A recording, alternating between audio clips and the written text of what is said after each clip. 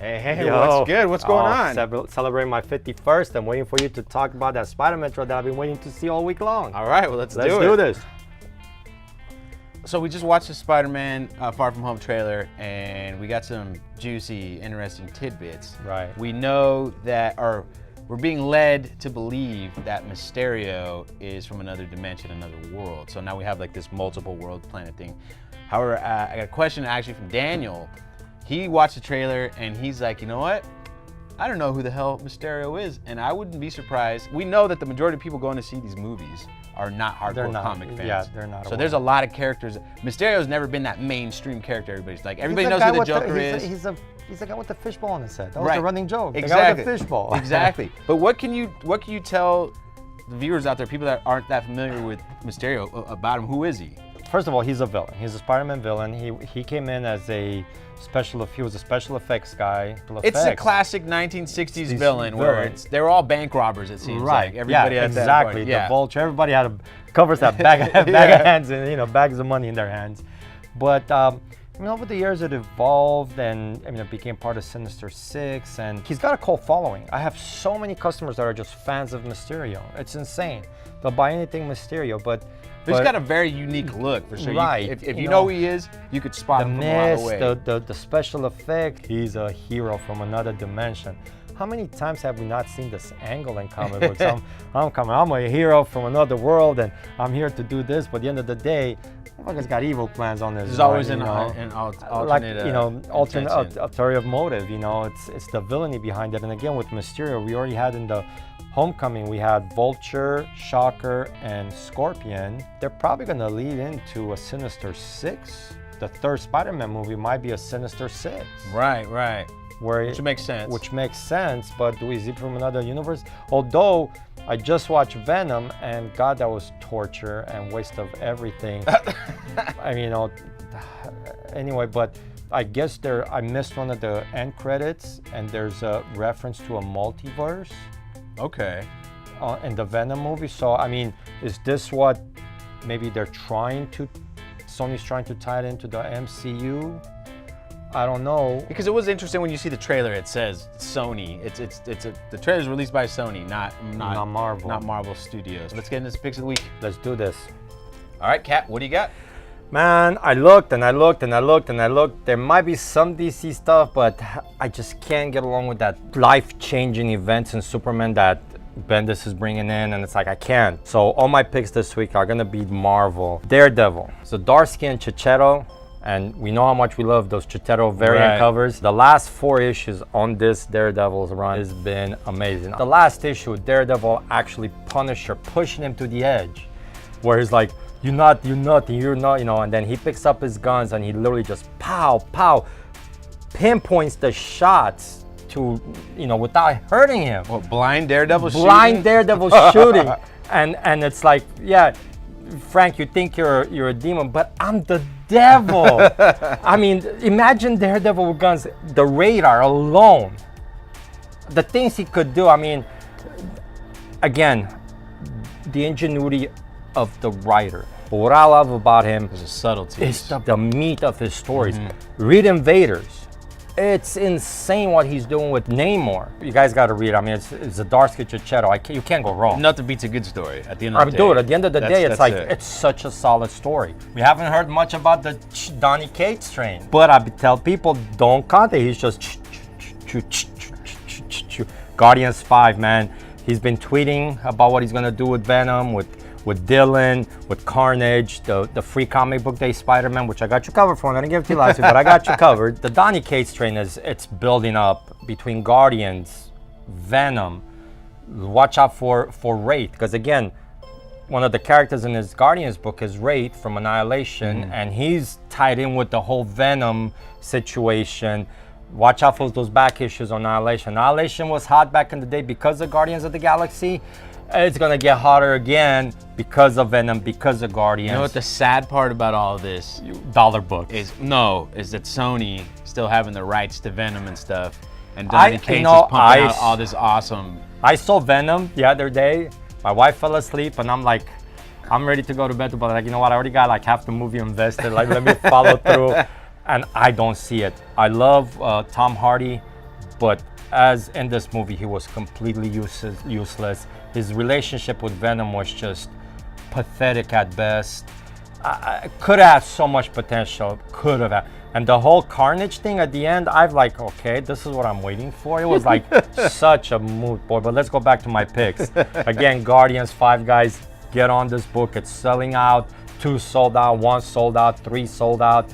Second prints, later prints. Guys probably still have them on the shelf or cover. Don't wait till you're paying $5, $10, $15 for these books and you go, man, Cat was right. I hate being right. Immortal Hulk. I don't know what to say. I really don't know what to say. I mean, Al Ewing is freaking killing it.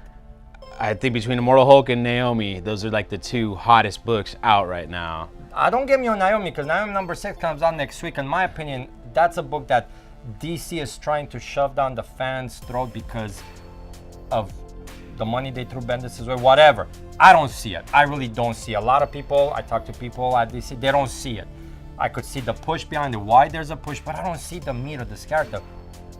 Al Ewing on Hulk, it's a different story. You're talking a character that's been around for 70 years. Right.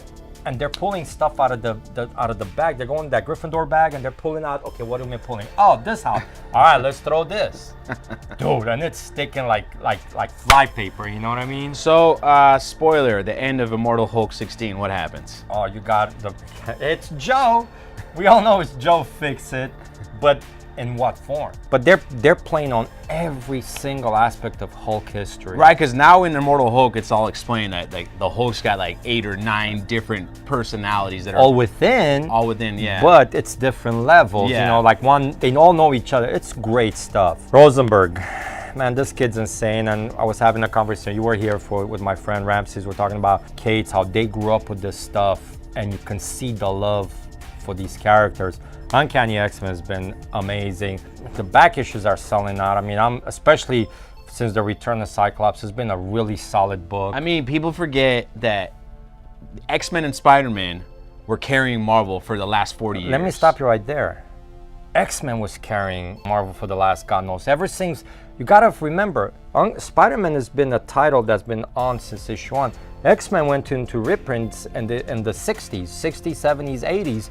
You didn't have new stories till 93. From that point on, X-Men's been number 1. Yeah, Spidey's right there, but X-Men's, I remember seeing sales charts. X-Men, week, a month. And there was like every 2 weeks, it was once a month. X-Men. So you had a death of Superman that overtook it, or breaking at the bat, obviously, or the killing somebody. But you take all those flashy things out, X-Men was solid, non-stop, year in, year out. And I'm saying, like, they've been wanting good X books for a long time, and now they're back. Thank the Lord Jesus Christ that Disney bought Fox. If that's what you believe in. Disney buying Fox solved that X-Men dilemma, because they're solid again.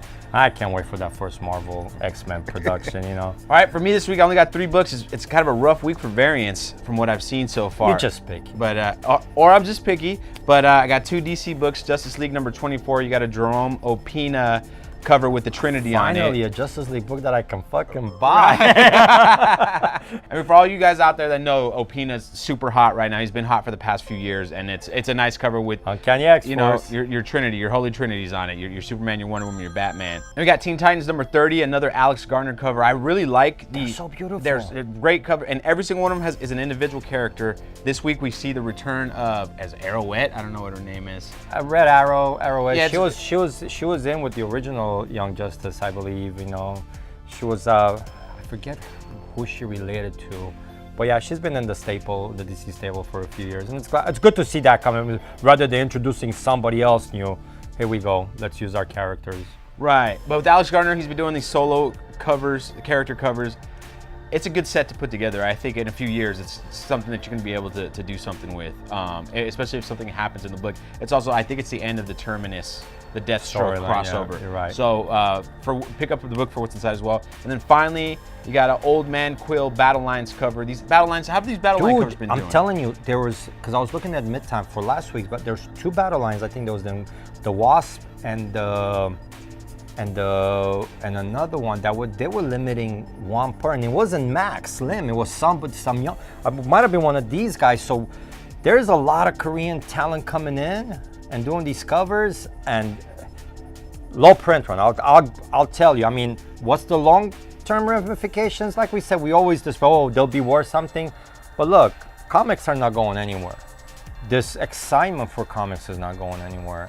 And as time progresses, we're gonna get to a point where, just like a few years back, we're like, oh man, nothing good is now. Let's go back 5-10 years ago. That's all those variants went up crazy. 5 years from now, people are gonna be, I'm sure they're gonna introduce new writers, new artists, and people are gonna be like, I don't like this. They're gonna go back, let's see what's left. Oh, let's go back 5-10 years ago, which is gonna be these battle lines variants, all these things that have a super low freaking print run. And the other way to look at it as well is the key books from the key Bronze Age books, the key Silver Age books are so priced out that you want something else. You want something else, so you're gonna start focusing your attention on the stuff that you can afford. Exactly. And in turn, that starts building up. Because again, wanting those Bronze Age and high grade is gonna cost you, or Silver Age or Golden Age is gonna cost you a pretty penny.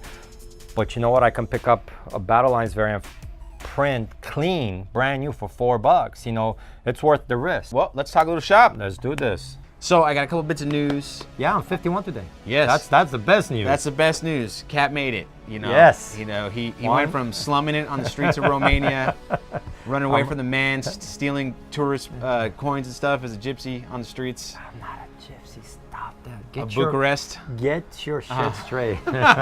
We found out this week that Netflix inked a first look deal with Dark Horse because, as we all know, Disney Plus is coming out soon. Disney's Everybody's threatened by Disney. Right. Well, they now have the majority ownership of Hulu as well. I said this a while back. Right. So Disney's got a lot of vested interest in streaming services now. And even DC, I heard they're talking about they're thinking about redoing their platform because the phone thing is not working. Well, you got to look at it this way as well. Not just that, but Disney, the animated movies, the Fox catalog now. Oh my God. You know, just all the Marvel films itself. Netflix is losing those licenses. The series are done on Netflix. It's already been established. And there's one more. I just saw. Is there? I think they got one more. Jessica Jones season 3, right? I don't know if they canceled that or not. I just saw a thing on my Instagram saying that it's coming, so I don't know. Okay, so that might, if it's already in the can, last one, yeah. Whatever's in the can is going to come out, but that's going to be it for Netflix. So Netflix has already gone out and acquired Miller World from Mark Miller. Now they've acquired a deal with Dark Horse. They did Umbrella Academy, which is a Dark Horse book. So right. What does this mean for what Dark Horse book would you be on the lookout for? I kind of have a feeling what you're going to say. Well, I've been, you know, in our picks of the week, I talk about Jeff Lemire. And I love that guy on the Marvel books.